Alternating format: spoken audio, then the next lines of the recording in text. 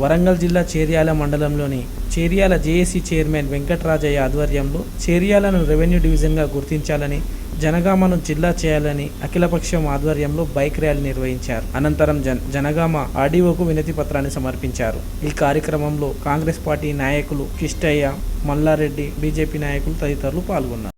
చేర్యాల నియోజకవర్గాన్ని రెవెన్యూ డివిజన్గా ఏర్పాటు చేయాలని డిమాండ్తోని, అదేవిధంగా జనగామ జిల్లాను ప్రకటించాలనే డిమాండ్తోని, ఆకాంక్షతోని ఈరోజు జనగామ ఆర్డీఓ గారికి Congress party, CPM party, CPI party, BJP party, ఇన్ని పార్టీల సంయుక్తంగా మరి రెవెన్యూ డివిజన్గా ప్రకటించాలనే సంకల్పంతో, జిల్లా ఏర్పాటు చేయాలనే సంకల్పంతో ఈరోజు పెద్ద ఎత్తున మోటార్ వెహికల్ ర్యాలీ తీయడం జరుగుతుంది.